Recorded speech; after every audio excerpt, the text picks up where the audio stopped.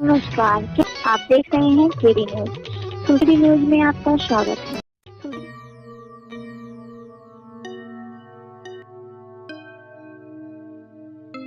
तीन विवाह छोड़कर पूरे 16,105 विवाह कह लीजिए युद्ध से हुए। राक्षस विधि से हरण करके ही भगवान ने विवाह किया और भगवान के पौत्रों का भी विवाह जो हुआ उसमें भयंकर युद्ध हुआ। अपने पौत्र अनिरुद्ध के विवाह में भगवान के बड़े साले जो रुक्मी हैं, इनका वध बलदाऊ भैया ने कर दिया था। वह कथा सुनाई कि अनिरुद्ध के विवाह में किस प्रकार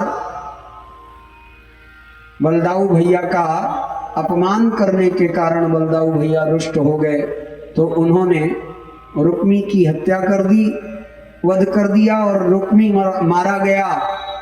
तो सारे संवाददाता प्रेस रिपोर्टर जो हैं वह भगवान के पास आ गए। चूंकि रुक्मी कौन था?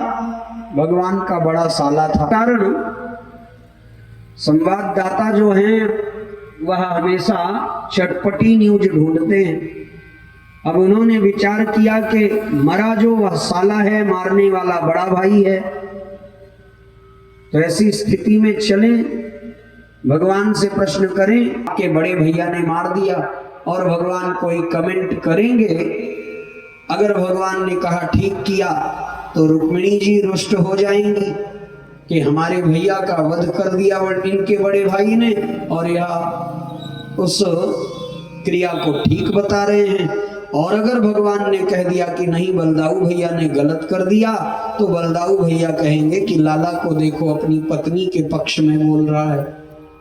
ऐसी स्थिति देखकर भगवान ने कहा यहाँ कुछ भी बोलना उचित नहीं है। इसलिए जब रिपोर्टरों ने प्रश्न किया कि आप क्या कहना चाहते हैं द्वारिकाधीश, तो भगवान ने कहा भैया नो कमेंट्स, हम कुछ भी नहीं कहना चाहते, इस मामले को यहीं रफा दफा करो।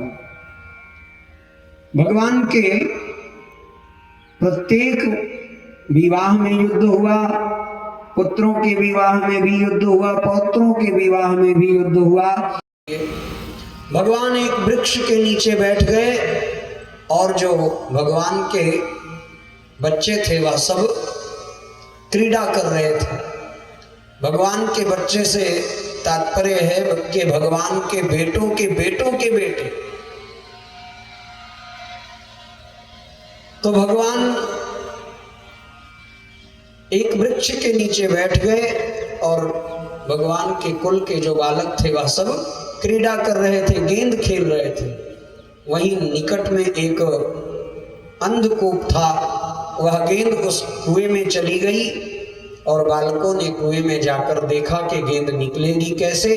तो उन्होंने एक आश्चर्य देखा, एक बड़ा विशाल गिरगिट उस कुएं में दिखाई पड़ा। सुखदेव जी कहते हैं कृकलासम गिरिनिभम वीक्ष्य विस्मित मानसा।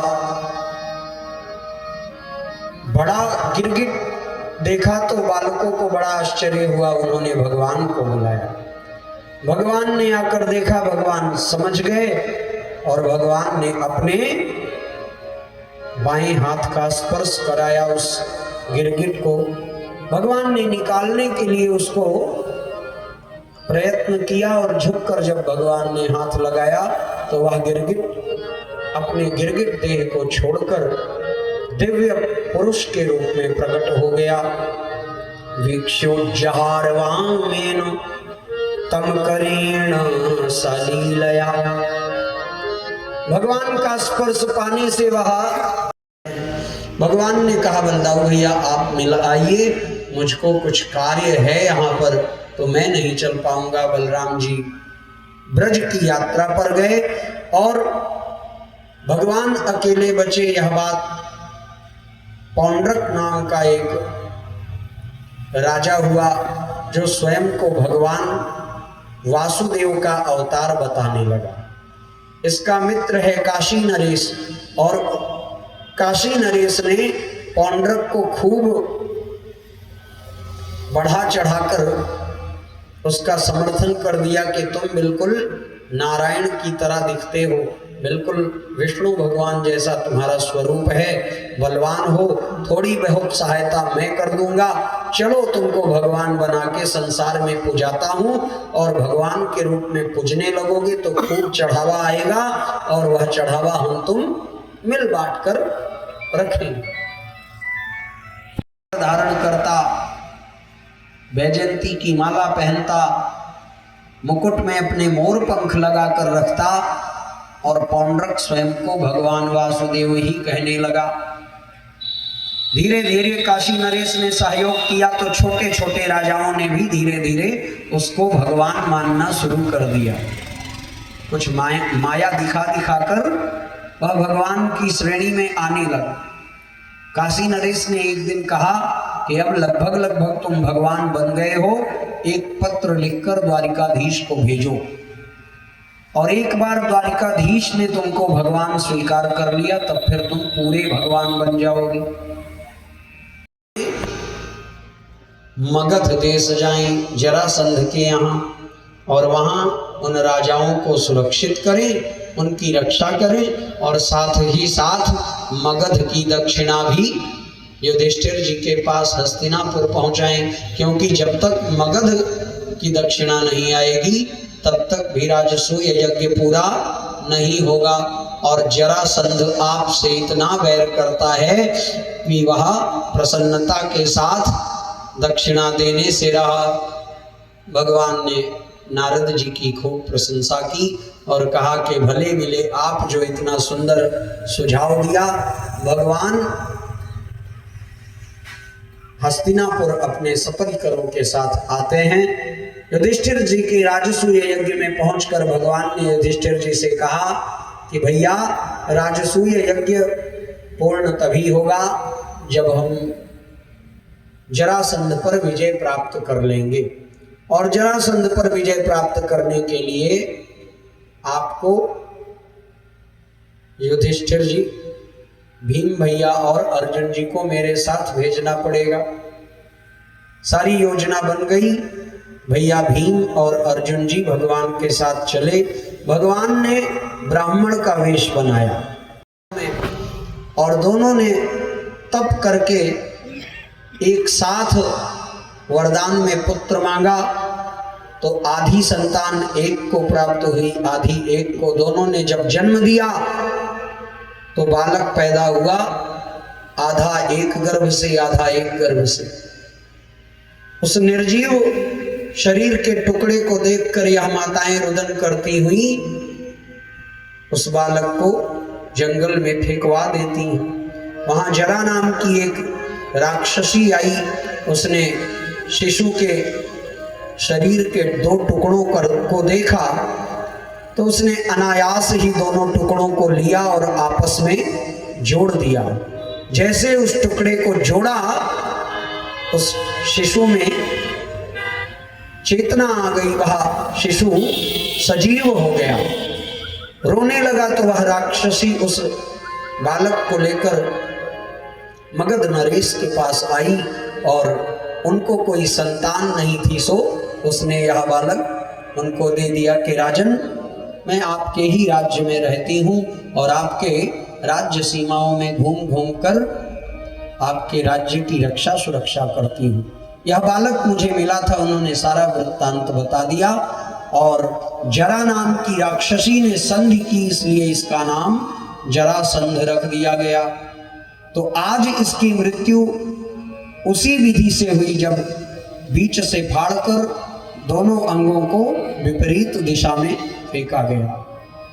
भीम ने विजय प्राप्त की तो जरासंध का मुकुट जो उसके पुत्र सहदेव को मिलना चाहिए था, जबरन अपने साथ लेकर आए इंद्रप्रस्थ। और यहाँ पर राजसूय यज्ञ में प्रथम पूजा का अधिकारी भगवान कृष्ण को चुना गया। तो शिशुपाल ने इस बात का विरोध प्रारंभ कर दिया और उसने लगातार भगवान को अपशब्द कहना प्रारंभ कर दिया।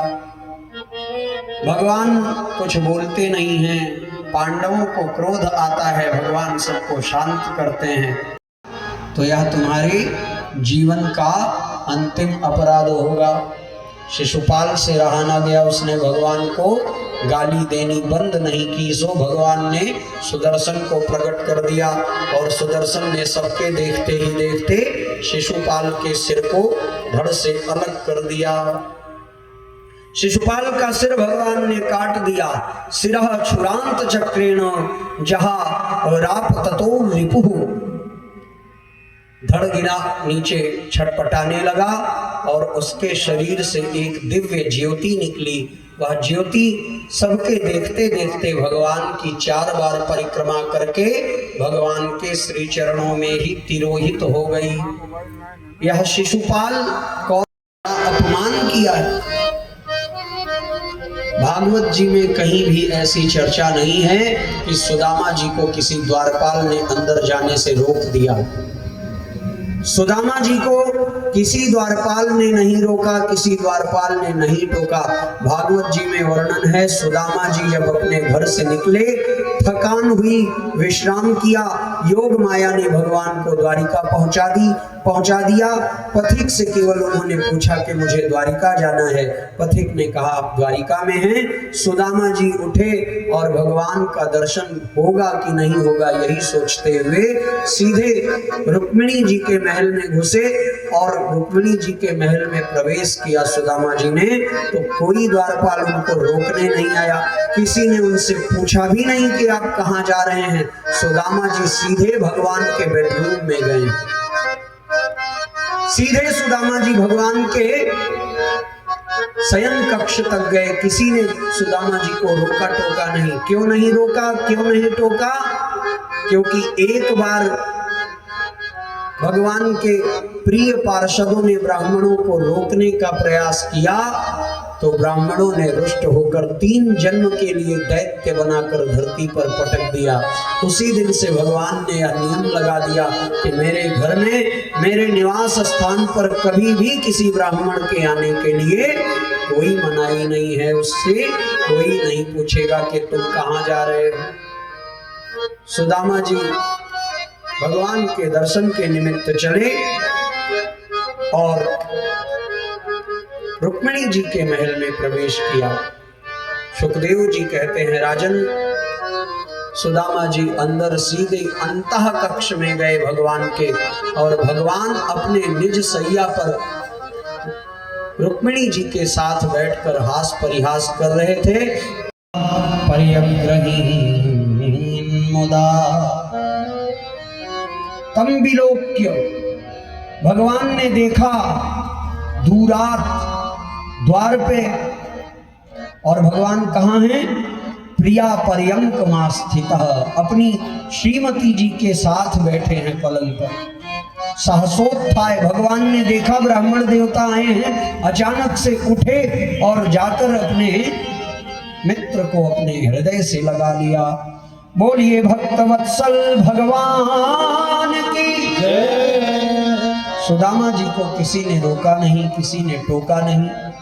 सारा प्रलाप अनर्गल है। जो लोग कहते हैं कि धक्का मारकर बाहर कर दिया द्वारपालों ने, फिर द्वारपालों ने जाकर अंदर सूचना दी, भगवान दौड़ते हुए बाहर आए, गिरते पड़ते, यह सब अनर्गल प्रलाप है या फिर कवियों की भावना है, कवियों की कल्पना है। यह भागवत जी में वर्णन नहीं है। भगवान के दरबार में ब्राह्मणों पर कोई रोक नहीं है। ब्राह्मण जब चाहे तब भगवान के अंतः कक्ष तक जा सकते हैं। उस भजन में सुदामा जी के लिए कहा गया कि मेहमान कैसा बदनसीब आ गया। सुदामा जी को बदनसीब कहा। सुदामा जी बदनसीब नहीं। भगवान ने देखा कि मेरा मित्र आ गया और अंतः कक्ष में आ गया, तो भगवान ने उठ के सुदामा जी को अपने हृदय से लगाया और अपनी निज सैया पर बैठाकर स्वयं चरणों में बैठ गए।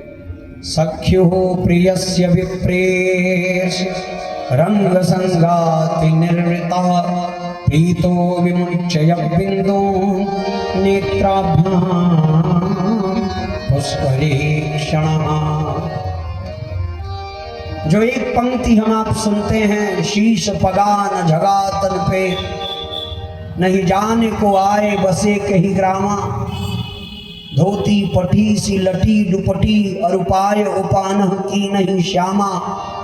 द्वार खड़ा द्विज दुर्बल एक, रहो चकिसो वसुधा विरामा। पूछत दीन दयाल को धाम, बतावत आपनो नाम सुदामा। यह नरोत्तम दास जी की केवल कल्पना है, यह वास्तविकता नहीं है। हाँ, नरोत्तम दास जी की एक पंक्ति है जिसका भागवत जी में संस्कृत श्लोक मिल रहा है। इसके अलावा वह उनकी केवल और केवल कल्पना है, वह भागवत जी उसका समर्थन नहीं करते। भगवान चरणों में बैठे हैं, अपनी निज सैया पर बैठाया है सुदामा जी को। उनके चरणों को भगवान ने अपनी गोद में रखा। अपनी पीतांबरी से धीरे धीरे भगवान सुदामा जी के चरणों में लगी धूल को अनेक छाले पड़े हैं सुदामा जी के चरणों में। कुछ छाले फूट गए हैं, उन छालों में फूट जाने के कारण जो पानी बह रहा था उसमें धूल के कण चिपके हुए हैं। सुदामा जी के उन धूल के कणों को भगवान धीरे धीरे झाड़ने का प्रयास करते हैं। अनेकानेक कांटे चुभे हैं, भगवान कुछ कांटों को निकालते हैं तो रक्त निकल आता है। भगवान का हृदय इतना द्रवीभूत हुआ कि भगवान रुदन करने लगे और भगवान ने उलाहना देते हुए सुदामा जी से कहा, ऐसो बेहाल बेवाइन सो, पग कंटक जाल लगे पुनि झोए। हाय महादुख पायो सखा, तुम आए किते न किते दिन कोए। देखी सुदामा की दीन दशा, करुणा करके करुणा निधि रोए। नैनन के जल सो पग धोए। प्रीतो व्यमर्चन बिंदु नेत्राभ्याम पुष्करीक्षण। भगवान का हृदय प्रेम से इतना पुलकित हुआ कि भगवान के दोनों नेत्रों से ही गंगा यमुना की धारा प्रकट हो गई और भगवान ने अपने नेत्र जल से ही सुदामा जी के पैरों को धो दिया। जल मंगाया, विधिवत पैरों को धुला और धुलकर अपनी पीतांबरी से पोंछकर अपने सैया पर ब्राह्मण देवता को लिटाया है। भगवान चरणों में बैठकर चरण दबा रहे हैं। भगवान चरण दबा रहे हैं। भगवती रुक्मिणी ने देखा कि इस प्रकार इस अवधूत की सेवा भगवान कर रहे हैं, तो उन्होंने विचार किया कि मैं सेवा से वंचित क्यों रह जाऊं। तो उन्होंने भी पंखा ले लिया और पंखा हाँकने लगे। सुदामा जी को बदनसीब कहने वालों का नसीब खराब है कि उनको सुदामा जी बदनसीब दिखाई पड़ रहे हैं। आजकल तमाम यह जो झांकियां निकाली जाती हैं, इनका विरोध हमको आपको ही आगे आकर समाज में करना चाहिए। सुदामा जी की नकल करके सुदामा जी को केवल कार्टून बनाकर छोड़ दिया है लोगों ने। पतला दुबला सा बनाकर धन की इच्छा में उनको डल्लू पकड़ाकर उनसे धन की उगाही केवल करवाई जाती। सुदामा जी का यह चरित्र थोड़े ही है।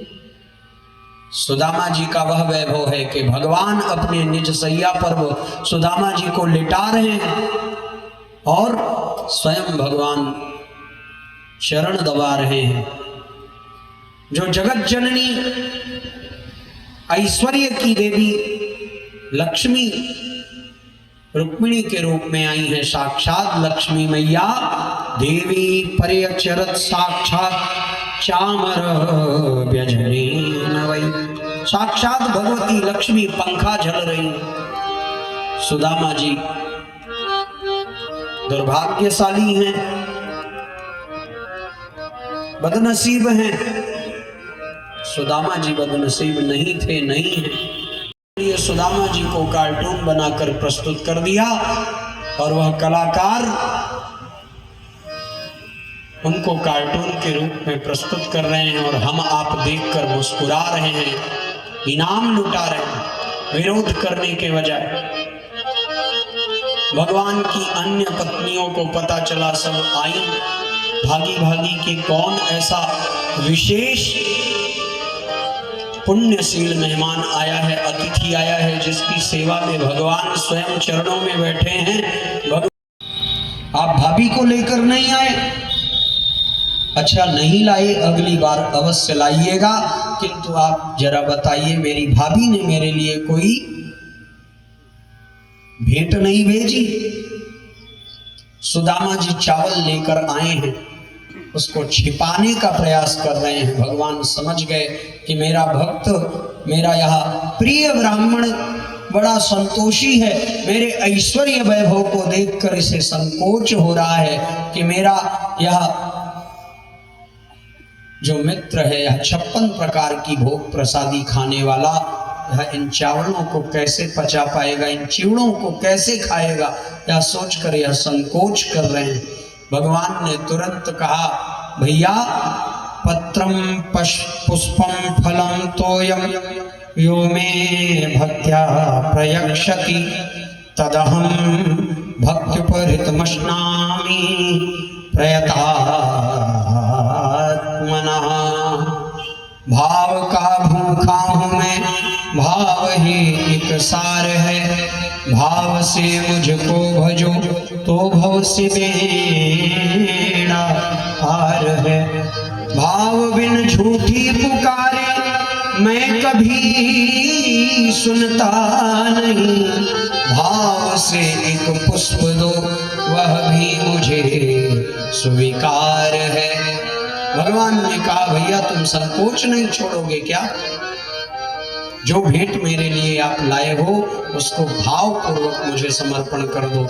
मैं दो एकादशी होय सो प्रभु दीन दयाल ने नित प्रतिदीन मोय। भगवान ने नेत्र बंद किया। सुदामा जी तो आए हैं उत्तम श्लोक दर्शन के लिए, इसलिए भगवान ने सुदामा जी से कुछ नहीं कहा, किंतु नेत्र बंद करके भगवान ने सुशीला भाभी से कह दिया, होनी थी सो हो गई, अब ऐसो नहीं हो। भाभी तेरे भवन में नित्य द्वादशी हो। अब तक जो होनी थी हो गई भाभी जी, किंतु अब आपके घर में नित्य प्रति द्वादशी ही मनाई जाएगी। भगवान ने द्वारिका के सदृश ऐश्वर्य संपत्ति सुदामा जी को प्रदान कर दी, किंतु सुदामा जी जान नहीं पाए। सुदामा जी एक दिन भगवान के यहाँ रुके, किंतु प्रशांत आत्मा है, संतोषी है। दूसरे दिन उठे, स्नान आदि करके अपना पुराना वस्त्र जो पहनकर आए थे वही वस्त्र भगवान ने दिया, और सुदामा जी ने उसी वस्त्र को सहर्ष पहना और पहनकर सुदामा जी ने भगवान से कहा, भैया अब हम चलना चाहते हैं। भगवान ने कहा कि ठीक है भैया आप चलिए, किंतु अगली बार अवश्य में भाभी को लेकर आइएगा। सुदामा जी ने कहा, हाँ भैया अगली बार मैं अवश्य। स्माहं बाहुभ्याम परिरम्भतः। कहा मैं ब्राह्मण वह भी दरिद्र इस प्रकार मैला कुचैला फटा वस्त्र पहनकर आया, मुझ दीनहीन को कहाँ वह साक्षात लक्ष्मीपति ऐश्वर्य वैभवशाली परमात्मा, यही क्या कम था कि मुझको देखते ही अपने धर्म पत्नी के साथ बैठा था, उठ खड़ा हुआ और मुझको अपने हृदय से लगा लिया। निज सैया पर लिटाकर मेरे चरणों को दबाया मेरी सेवा की और रात्रि भर मेरे हाथ पैर दबाकर मैं मुझसे इतना प्रेम प्रकट करके मिला। कंचन महल खड़े सुदाम मंदिर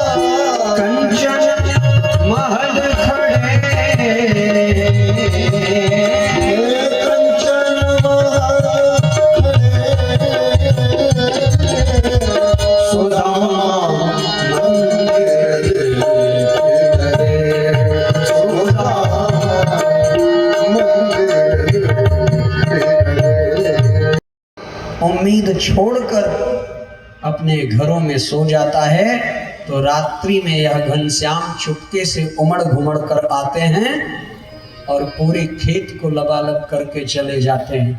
तो भगवान हमारे घनश्याम प्रकट रूप से कुछ नहीं दिया, किंतु अप्रगट रूप से झोपड़ी गायब हो गई, द्वारिका के सदृश महल बन गया। और यह चमक दमक देखी तो सुदामा जी आनंदित हो गए और कहा, प्रभु जीवन में चमक दमक तो तभी आएगी जब आपकी कृपा हो, आपकी कृपा नहीं है तो जीवन।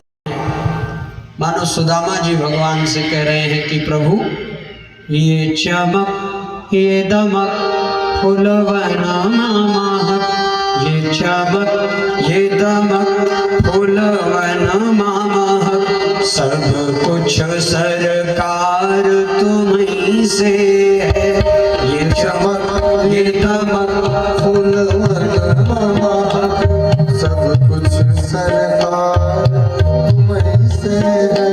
ये चमक ये दमक फूलवन महक, सब कुछ सरकार तुम्हीं से है। ये चमक ये दमक फूलवन महक, सब कुछ सरकार तुम्हीं से है। प्रभु के चरण विठला के पवन चूमे से आके चरण, बगियन बहार तुम्हीं से है। बगियन बहार तुम्हीं से है। ये चमक ये दमक फूलवन महक, सब कुछ सरकार तुम्हीं से है। ये चमक ये दमक फूलवन महक, मेरे सुख दुख की रखते हो खबर, मेरे सर पर हाथ तुम्हारा है।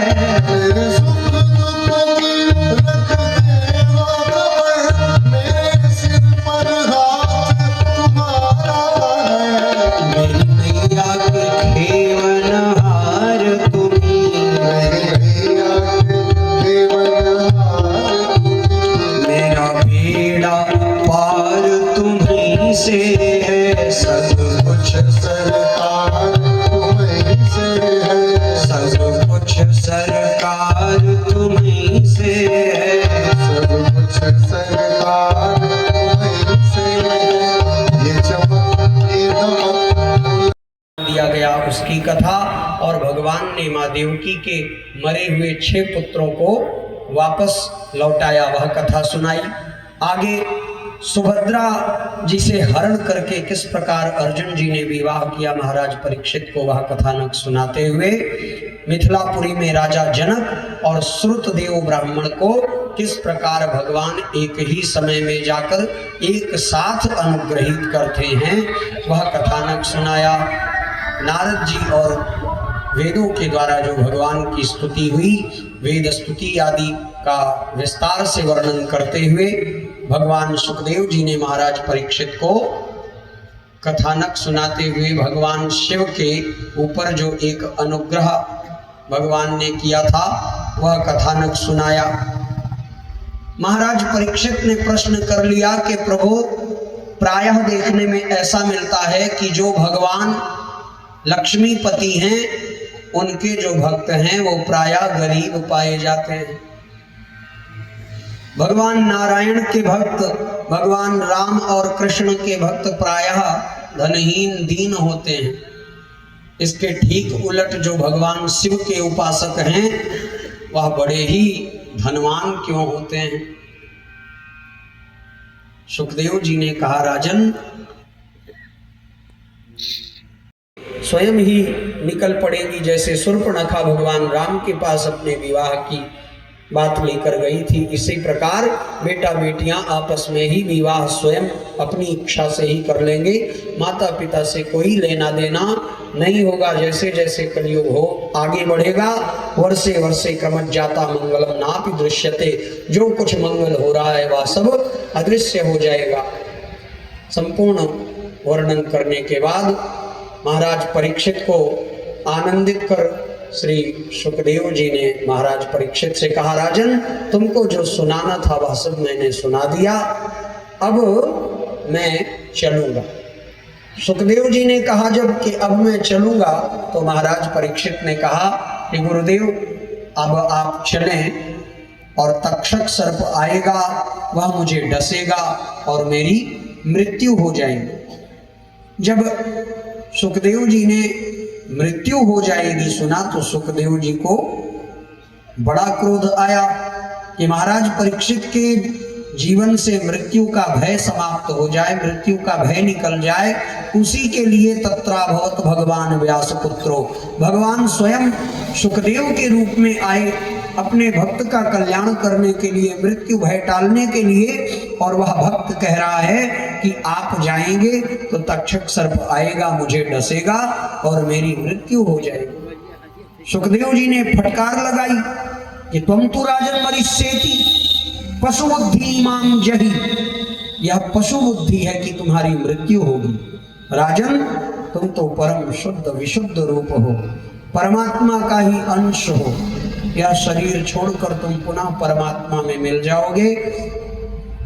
जिस प्रकार दीपक का अंशी है सूर्य और उस सूर्य का अंश है दीपक, तो दीपक सदैव अपने अंशी सूर्य के ओर जाने के लिए लौ को हमेशा ऊपर की ओर करके जलता है, सदैव वह सूर्य से मिलने की चेष्टा करता है। जिस प्रकार जल है अंश, अंशी है समुद्र, तो जल को चाहे जितनी ऊंचाई पर ले जाओ किंतु वह छूटेगा तो नीचे की ओर ही आएगा। नालियों के माध्यम से, नालों के माध्यम से।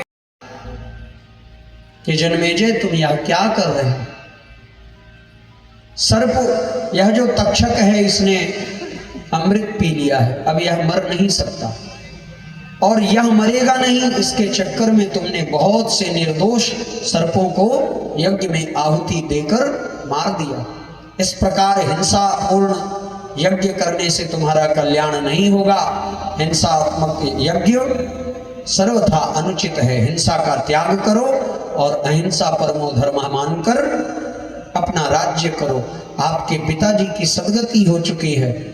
जन्मेजय जी ने देव गुरु बृहस्पति की बात मान ली, यज्ञ समाप्त कर दिया। इस प्रकार श्रीमद् भागवत महापुराण की संपूर्ण कथा का जो एकमात्र उद्देश्य और तात्पर्य है वह यह है कि जन्माद्यस्य से जो हमारी आपकी यात्रा प्रारंभ हुई, उस यात्रा को हम सब भागवत जी के अंतिम श्लोक पर आकर हरिम परम पद की प्राप्ति के साथ विश्राम कराएं। जन्माद्यस्य से शुरू हुई यात्रा हम सभी जीवों का एकमात्र परम लक्ष्य है कि हम सब भगवान का ध्यान करें, भगवान का चिंतन करें, भगवान का भजन करें और भगवान का ध्यान चिंतन करते करते एक दिन अपने आप को उस परमात्मा के परम पद को प्राप्त करवा दें। आइए हम सभी मिलकर भागवत जी के अंतिम श्लोक का गान करेंगे। पहले मैं बोलूंगा, फिर आप लोग बोलेंगे और स्पष्ट और उच्च उच्चारण करना है। नाम संकीर्तनम यस्य, नाम संकीर्तनम यस्य। आप लोग भी बोलिए, आवाज यहाँ तक आएगी। नाम संकीर्तनम यस्य, नाम संकीर्तनम यस्य सर्व पाप प्रणाशनम, सर्व पाप नाशनम प्रणामो दुख समनस, प्रमाणो दुख संनतस्य तम नमामि हरिं परम, तम नमामि हरि परम। नाम संकीर्तनम यस्य, नाम संकीर्तनम यस्य सर्व पाप प्रणाशनम, सर्व पाप नाशनम, प्रणामो दुख समनस, प्रणामो दुख संनतस्य तम नमामि हरिं परम, तम नमामि हरि परम। नाम संकीर्तनम यस्य, नाम संकीर्तनम यस्य सर्व पाप प्रणाशनम, सर्व पाप प्रणाशनम, प्रणामो दुख समनस, प्रणामो दुख संनतस्य तम नमामि हरिं परम, तम नमामि हरि परम। नाम संकीर्तनम यस्य, नाम संकीर्तनम यस्य सर्व पाप प्रणाशनम, सर्व पाप प्रणाशनम, प्रणामो दुख समनस, प्रणामो दुख संनतस्य तम नमामि हरिं परम। तम नमामि हरि परम। भगवान का नाम संकीर्तन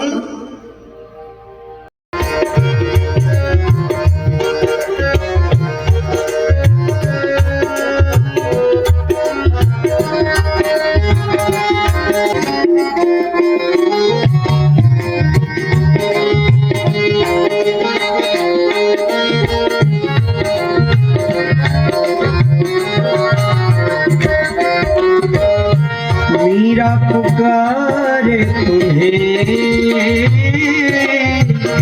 गिरिधर गोपाल मेरा पुकारे, गिरिधर गोपाल तुम्हें, गिरिधर गोपाल बन गया मैं विष का भरा प्याला, पी गया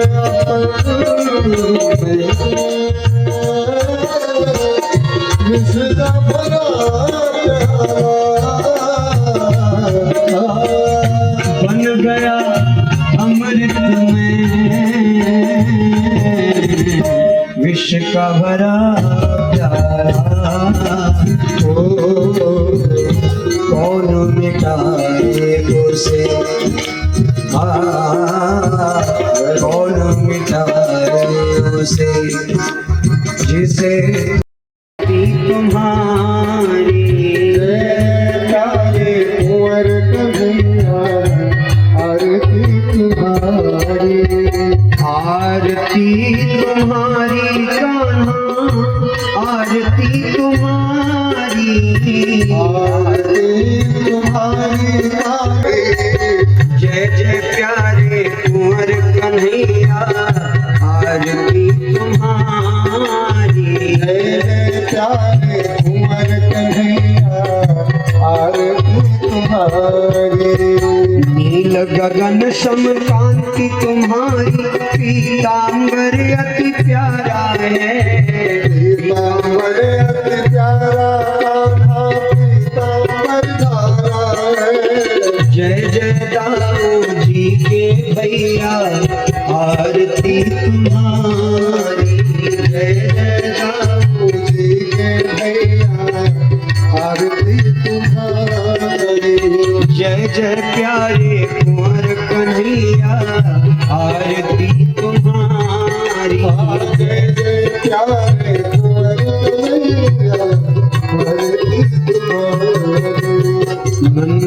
हो। जय जय काली नाग नथैया आरती तुम्हारी। जय जय काली नाग नथारे तुम्हारे।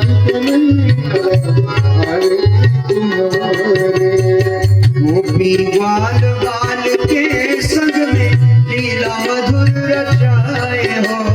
लीला मधुर रचाई गाना लीला मधुर रचाई हो। खेल खेल में ही असुरों को मार के स्वर्ग पठाए हो। मार्ग स्वर्ग पठाए गाना मार्ग स्वर्ग पठाए हो। धेनु चरैया वेणु बजैया आरती तुम्हारी। वेणु चरैया वेणु बजैया आरती तुम्हारी। ओ जय जय प्यारी कुंवर कन्हैया आरती तुम्हारी। जय जय प्यारे कुंवर कन्हैया आरती तुम्हारी। ब्रजवासी सम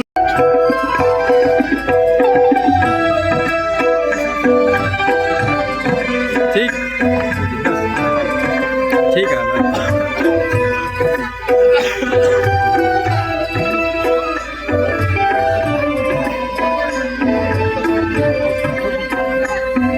आप देख रहे हैं केडी न्यूज।